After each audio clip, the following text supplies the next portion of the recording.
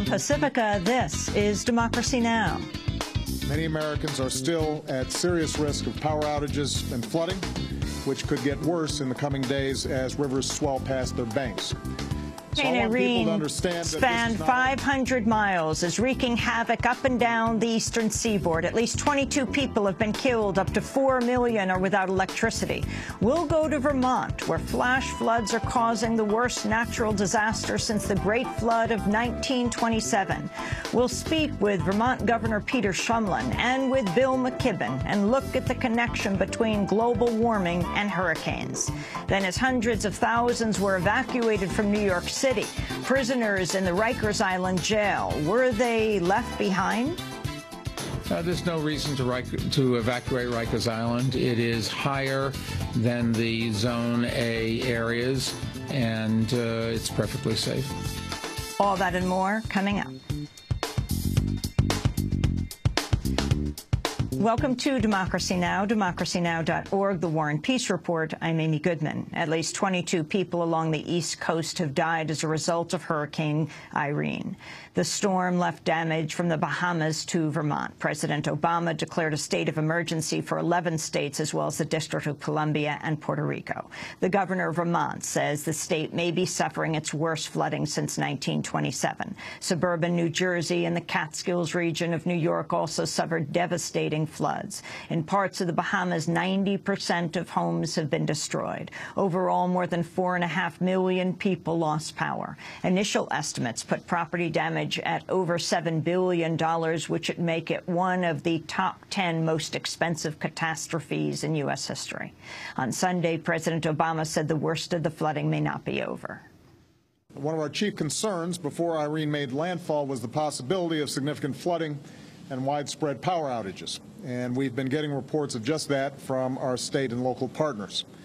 Many Americans are still at serious risk of power outages and flooding, which could get worse in the coming days as rivers swell past their banks. So I want people to understand that this is not over. We'll have more on the storm after headlines. NATO warplanes are continuing to bomb Muammar Gaddafi's hometown of Sirte as rebel forces prepare to launch an attack on the city, one of the last major towns held by supporters of Gaddafi.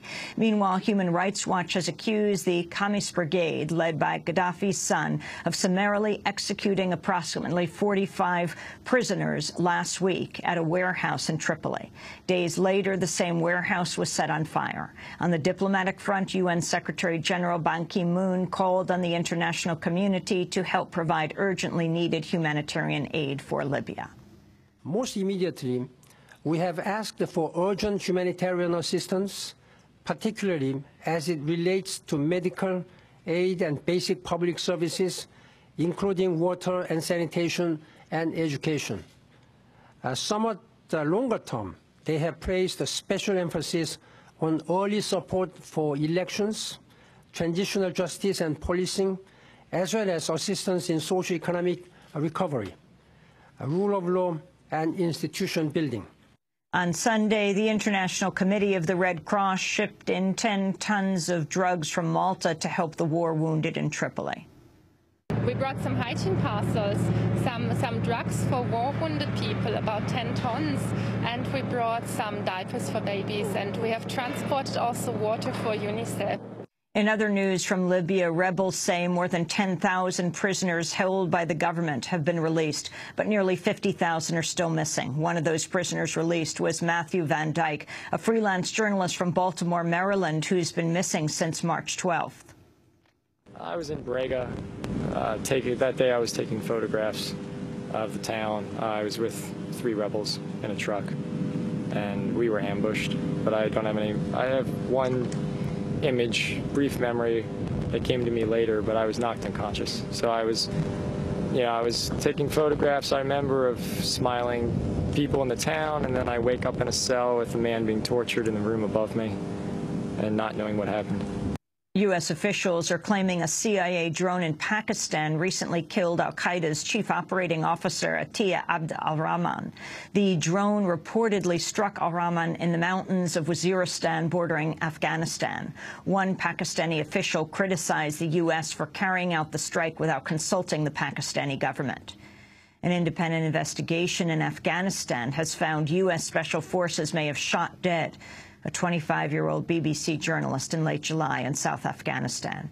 Ahmed Kapalwak was one of 20 people killed in a Taliban suicide bombing at a TV station.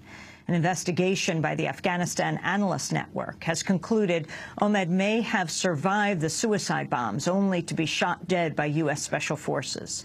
The report said, quote, "This case raises questions as to whether, in an admittedly dangerous and difficult situation, looking Afghan can be enough for international forces to believe there is hostile intent and an imminent threat." At least 28 people were killed in a suicide bombing at one of the largest Sunni mosques in Baghdad Sunday. No group has claimed immediate responsibility. The attack comes just 2 weeks after Iraq's bloodiest day of the year, in which a series of coordinated nationwide attacks left more than 90 people dead. In news from the Middle East, Israel's ordered the deployments of reinforcements around the southern Gaza Strip and Egyptian border.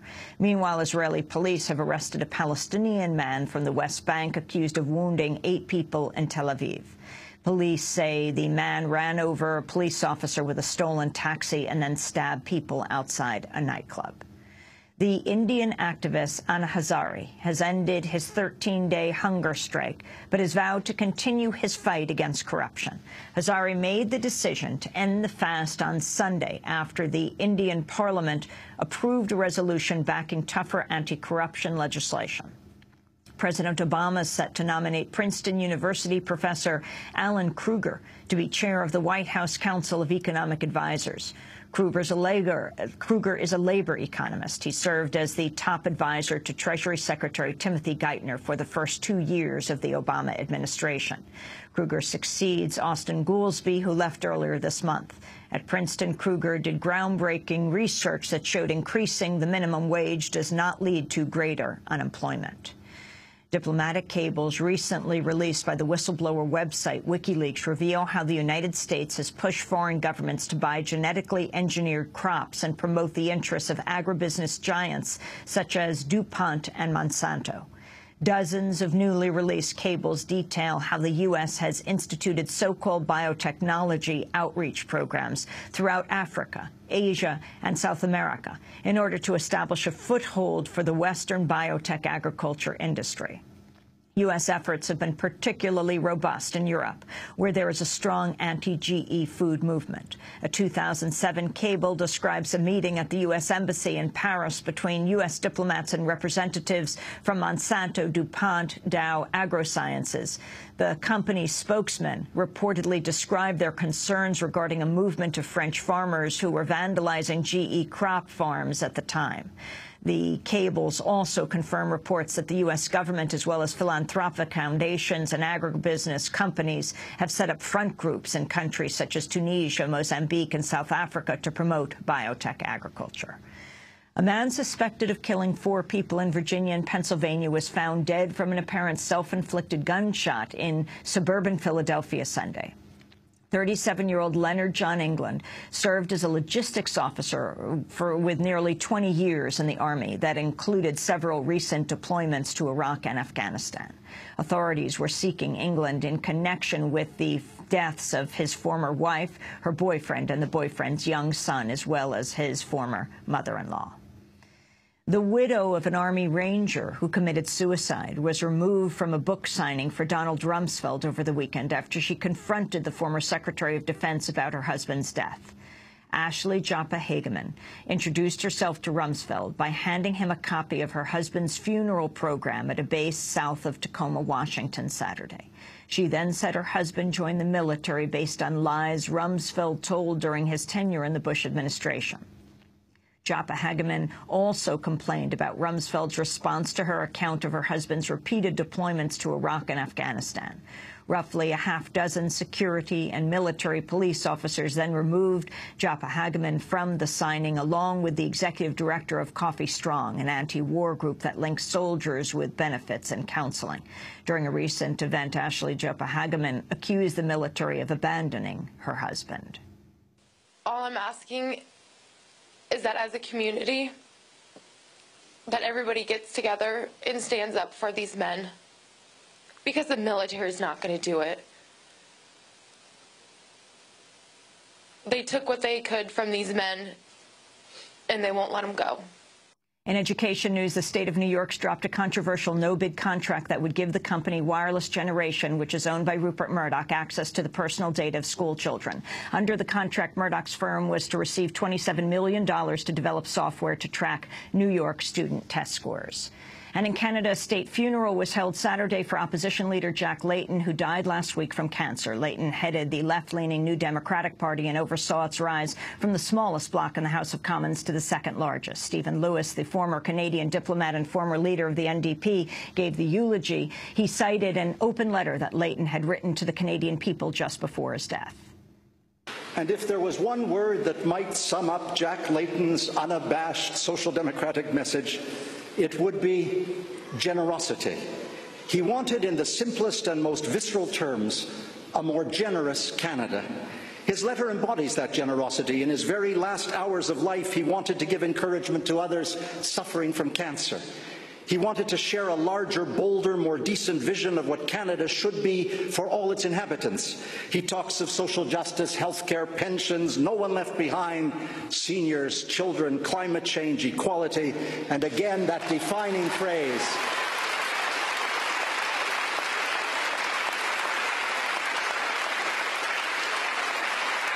And again, that defining phrase, a more inclusive and generous Canada.